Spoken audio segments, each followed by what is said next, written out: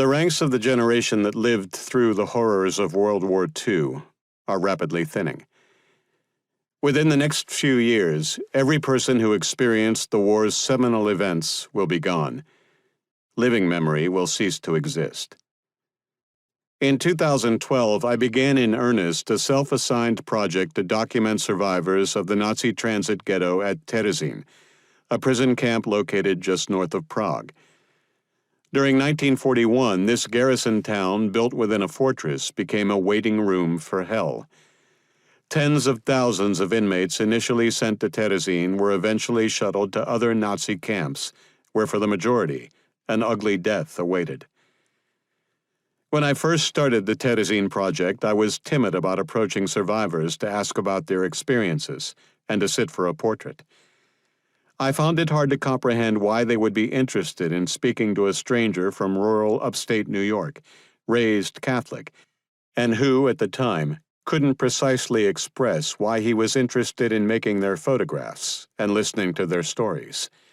I was even more reluctant to ask those first subjects, living in the vicinity of Prague, to accompany me for their portrait session to Terezín, a place of such personal sorrow.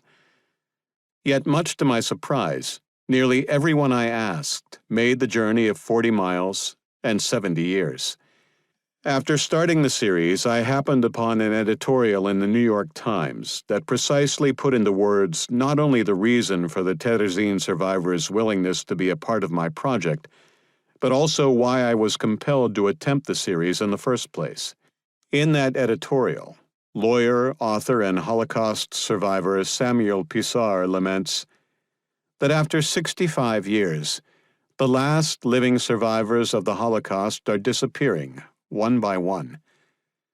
He also points out that, at best, only the impersonal voice of a researcher will soon be left to tell the Holocaust story.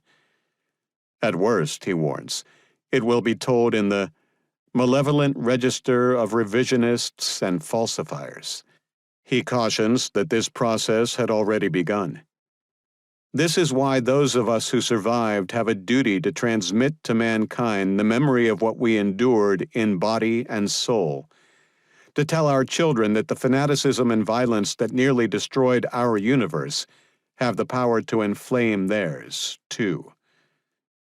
When I began the project, reliable sources estimated that the total of living Terezín survivors might number only a few hundred. I am honored to have been a recipient of the trust of more than 150 of those who remain, and consider myself most fortunate to have been given the opportunity to document not only a small part of their unique histories, but also the last of living memory. My only regret, the lateness of things.